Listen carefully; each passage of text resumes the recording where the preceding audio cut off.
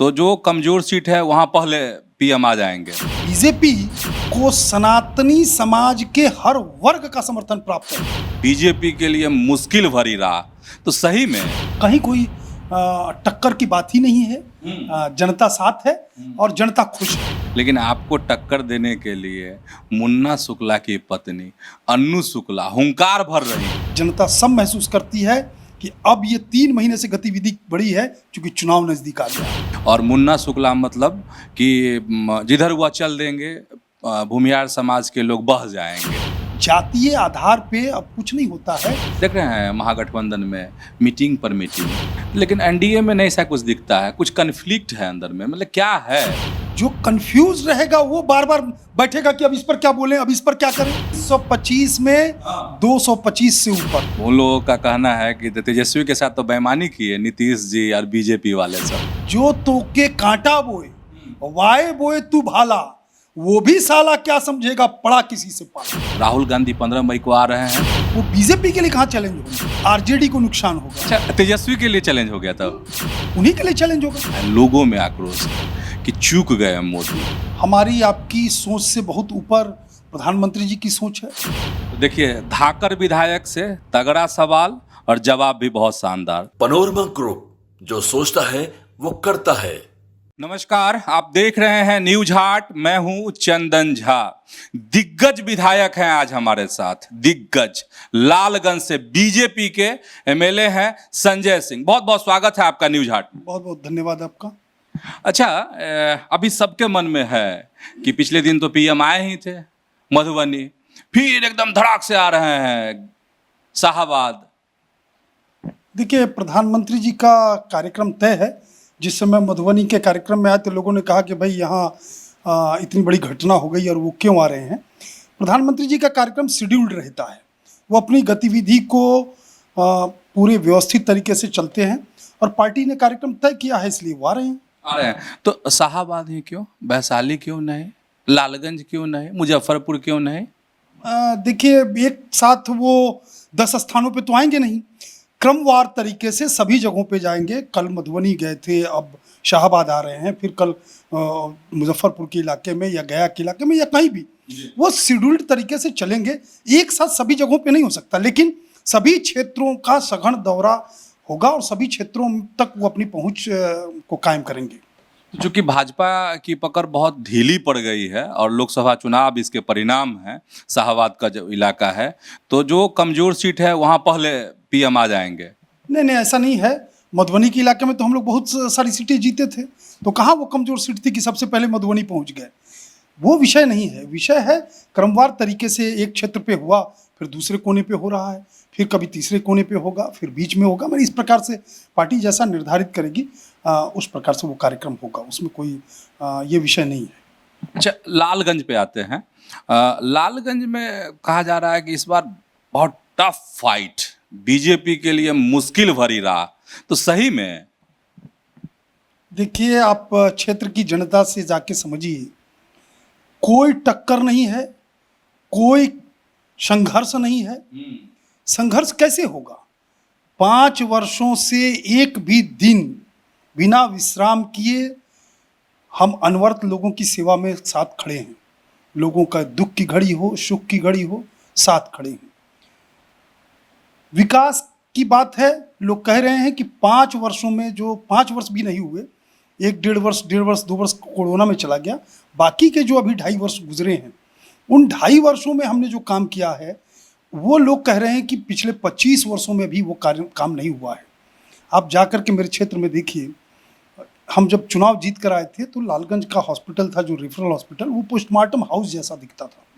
हमने जाते के साथ पहले उसकी साफ सफाई कराया, रंग रोगन कराया, उसकी व्यवस्था ठीक कराई और उसके बाद तुरंत लग गए कि नई बिल्डिंग बने, नया भवन बने, नए इक्विपमेंट आए।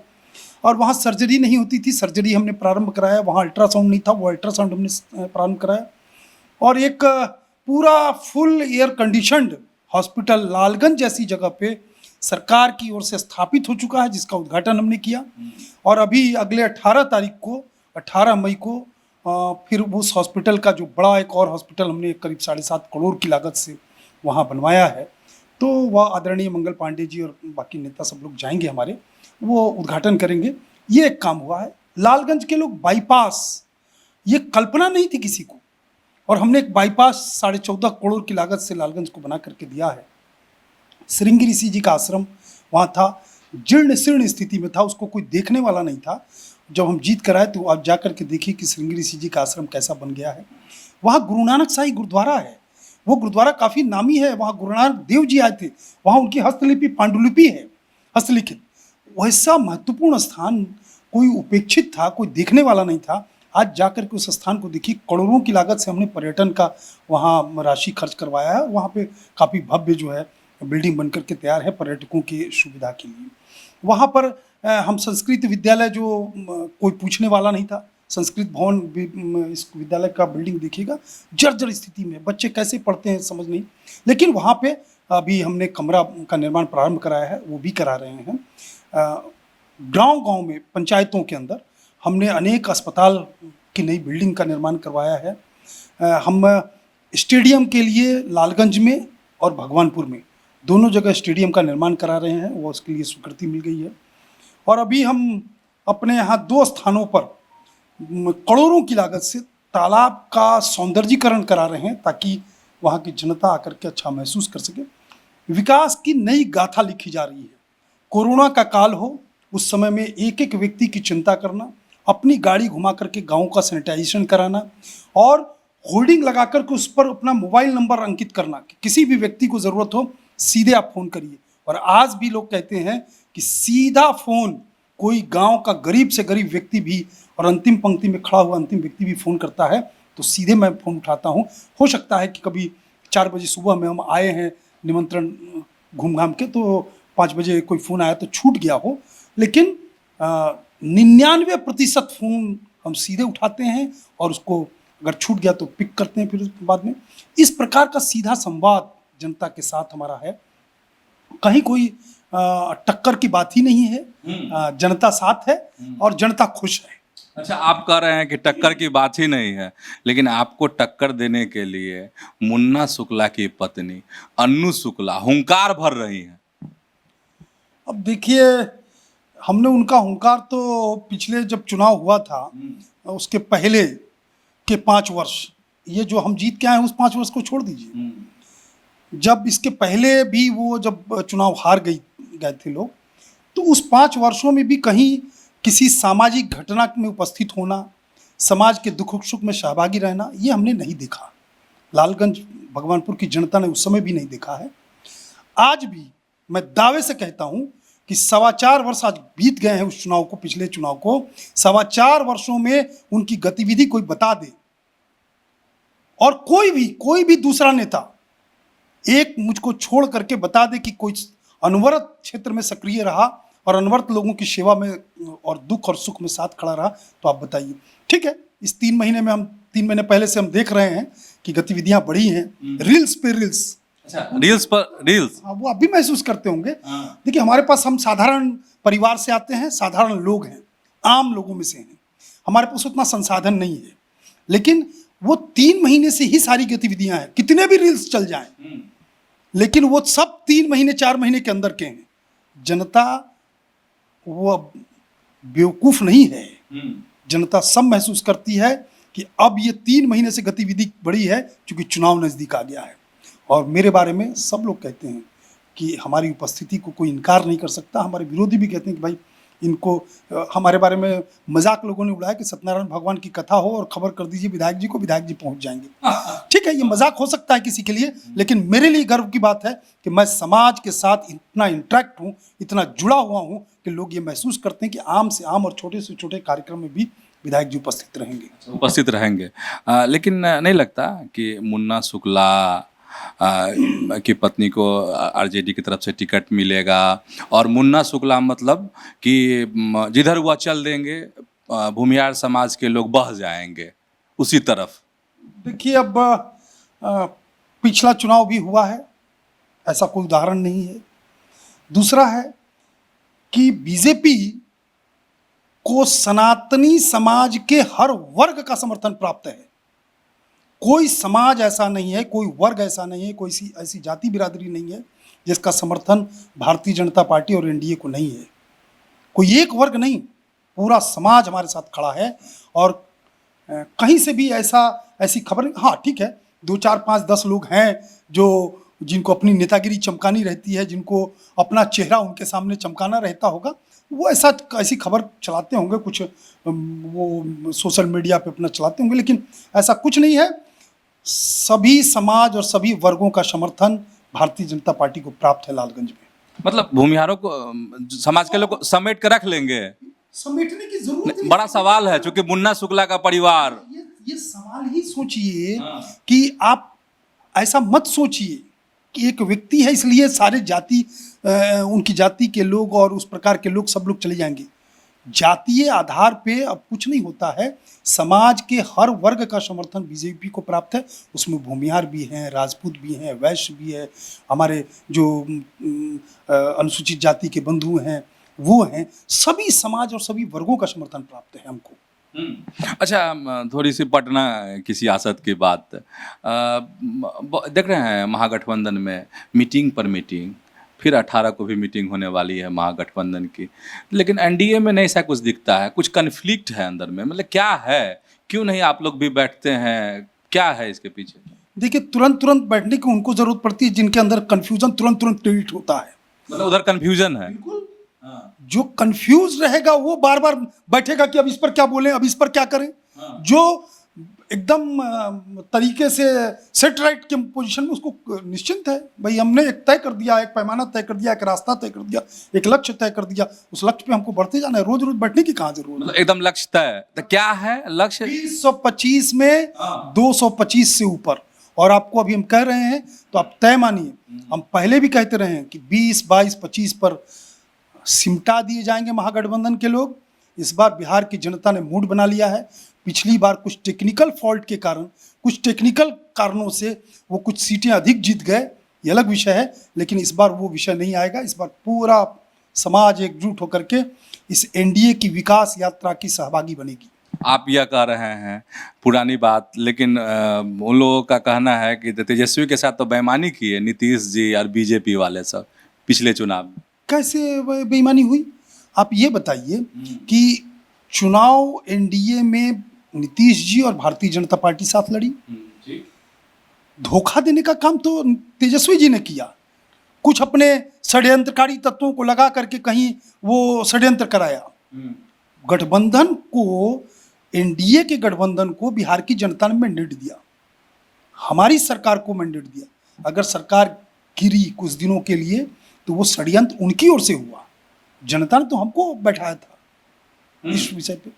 अच्छा, पीएम की बात कर रहे थे और कांग्रेस बहुत एक्टिव हो रही है बिहार में, तो नहीं लगता कि बीजेपी को नुकसान होगा? राहुल गांधी 15 मई को आ रहे हैं, फिल्म देखेंगे पटना में दलित समाज के लोगों के साथ बैठकर।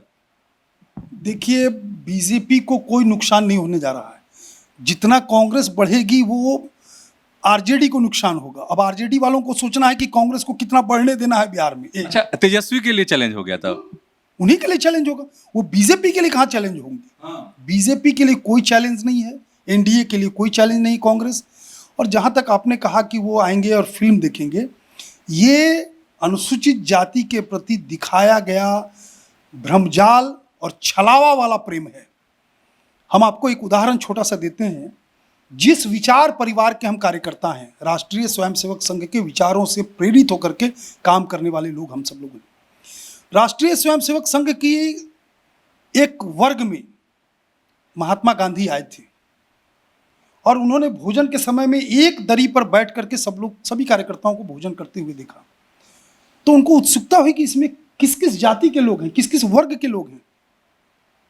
तो वहाँ के जो वर्ग के कार्यवाह थे, उन्होंने ये कहा कि अपने यहाँ तो ये विचार का विषय ही नहीं है, लेकिन महात्मा गांधी जानना चाहते हैं कि इसमें से कौन कौन से लोग अनुसूचित जाति, मतलब जो दलित समाज के लोग इस प्रकार का कि वो हैं, बाकी कौन कौन किस किस वर्ग से आते हैं। तब उसमें परिचय हुआ और तब बगल वाला जो बैठा है उसको पता चला कि हाँ, ये इस वर्ग से आते हैं। हमारे यहाँ कोई वर्ग का सोच नहीं है। इस प्रकार के सोच के साथ हम लोग खड़े रहते हैं कि वो अनुसूचित जाति का भाई भी मेरा भाई है। इस विचार से हम लोग काम करते हैं। हमको किसी छलावे को और किसी दिखावे की जरूरत नहीं है, वो कांग्रेस को जरूरत है। कांग्रेस को जरूरत? बिल्कुल। जरूरत भाजपा को भी है। आप पूछेंगे कैसे, तो एक सवाल है आपके लिए कि जो भारत और पाकिस्तान के बीच में जो तनातनी की स्थिति हुई, तो आक्रोश है कार्यकर्ताओं में, ऐसा कहा जा रहा है, लोगों में आक्रोश है कि चूक गए मोदी। देखिए, हमारी आपकी सोच से बहुत ऊपर प्रधानमंत्री जी की सोच है, डोभाल जी की सोच है, राजनाथ सिंह जी की सोच है, अमित शाह जी की सोच है, बहुत ऊंची सोच है। ये पहला अवसर है कि जब दुनिया के अंदर भारत और पाकिस्तान के बीच अगर तनातनी हुई तो दुनिया में बहस कश्मीर नहीं बना, मुद्दा कश्मीर नहीं बना, मुद्दा वो पहलगाम बना की घटना बनी, और या फिर अधिकृत जो कश्मीर है, पीओके है, उस पर दुनिया में चर्चा हुई। ये कितनी बड़ी ताकत भारत की सरकार की खड़ी हुई, इससे आप अंदाजा करिए। नहीं तो कांग्रेस के ज़माने में क्या होता था, कोई बात आए कश्मीर के राग अलापे जाते थे सारी दुनिया में। आज कश्मीर का राग दुनिया में कोई नहीं अलाप सकता है, वो मेरा अभिन्न अंग है। हम तो अब राग अलाप रहे हैं पीओके का, और प्रधानमंत्री जी ने साफ साफ कहा है कि ये स्थगित हुआ है, ये रद्द नहीं हुआ है, ये समाप्त नहीं हुआ है, हम स्थगित किए हैं। उधर से अगर भारत तो हमेशा हमारे पुरखे कह के गए वसुधैव कुटुंबकम, सारी वसुधा हमारी कुटुंब है, हम उस भाव से जीने वाले लोग हैं, तो हम किसी पर आक्रमण नहीं करते हैं। हाँ, लेकिन जब कोई हम पर आक्रमण करेगा तो उसका प्रतिकार भी करना हमारे ही पुरखे, हमारे ही संत ऋषि मुनि बता कर गए हैं, तो हम आक्रमण नहीं कर रहे हैं। लेकिन उधर से अगर कुछ आएगा तो इधर से भी जाएगा, ये तय है। अच्छा, ये सीज फायर कहावत है, जो तोके कांटा बोए वाए बोए तू भाला, वो भी साला क्या समझेगा पड़ा किसी से पाला। ये हमेशा ध्यान रखिए, कोई अगर आपको कांटा बोएगा उसको भाला से जवाब देना है, ये जवाब मिलेगा। लेकिन आप लोग दे नहीं पाए, क्योंकि सीज फायर जो है, कहा जा रहा है कि विपक्ष इसको बड़ा मुद्दा बनाएगी चुनाव में, तो फिर आप लोग क्या करेंगे? देखिए, कोई मुद्दा नहीं, प्रधानमंत्री जी कल आए थे, देश के नाम उन्होंने संबोधित किया है, सारी स्थितियां स्पष्ट हो गई हैं। लोगों के मन में जो भ्रम विपक्ष के लोग बैठाने का प्रयास कर रहे थे, वो भ्रम टूटा है, और उनका तिलिस्म जो कांग्रेस के लोग और बाकी लोग लगा रहे थे कि भाई हम हार गए, हम जीत गए, इस प्रकार का, वो सब प्रधानमंत्री जी ने कल अपना जब वक्तव्य संबोधन देश के नाम दिया है, तो सारे लोग स्पष्ट हो गए हैं कि क्या प्रधानमंत्री जी की सोच है, क्या इस देश की सोच है, क्या इस देश की सेना की सोच है, और किस प्रकार से हम आगे बढ़ेंगे, या आगे जरूरत पड़ी तो कैसा हम कदम उठाएंगे, ये सब कुछ स्पष्ट हो गया है। अच्छा, ये तो चलिए हो गई कि प्रदेश स्तर की क्या चीज़ें होंगी, कौन से मुद्दे होंगे। लालगंज पे फिर से आखिरी सवाल मेरा, कि लालगंज में संजय सिंह कैसे चुनाव लड़ेंगे, क्या कहेंगे जनता के बीच जाकर, उनके लिए क्या मुद्दा रहेगा? देखिए, जनता के बीच हमने जितने वादे किए थे उससे कई गुना ज़्यादा हम अपना परिश्रम करके, अपने काम करके हमने लोगों के साथ दिया है। लोग क्या चाहते हैं हमसे? विकास चाहेंगे, लोग हमको अपने सुख दुख में साथ रहना चाहेंगे, यही तो काम तो हमारा है। और बाकी विधानसभा में सरकार का नियम कायदा कानून, तो जो विधानसभा का काम है वो हम कर ही रहे हैं। लोगों के सुख दुख में हमसे ज़्यादा कोई, मैं दावे से कह सकता हूँ कि कोई नहीं है। हम थोड़ा टेक्निकली ये क्या कहते हैं, वही उसमें ज़रा कमज़ोर हैं टीवी और वो करने में, तो हो सकता है, लेकिन मेरी उपस्थिति सभी जगहों पर रही है, सभी स्थानों पर लोगों से मिलते रहते हैं। कोई भी किसी भी प्रकार का दुख सुख का काम हो तो हम उपस्थित रहते हैं। और तीसरा, विकास के लिए जो कुछ भी था, हमारे किसान, जब हम चुनाव लड़ रहे थे तो हमारे यहाँ के किसानों ने कहा कि घोड़पड़ास से बहुत क्षति हो रही है, और वास्तविक बात थी, सब क्षति हो भी रही थी। हम क्षेत्र में भी घूमते हैं तो 100-100, 200-200 की संख्या में घोड़पड़ासों को हम दोनों तरफ देखते थे। तो लोगों ने कहा कि घोड़पड़ास से अगर निजात दिला जी तो विधायक जी आपको दूसरा कुछ करने की जरूरत नहीं है, हम लोग आपके पीछे एकदम पर खड़े रहेंगे हमेशा।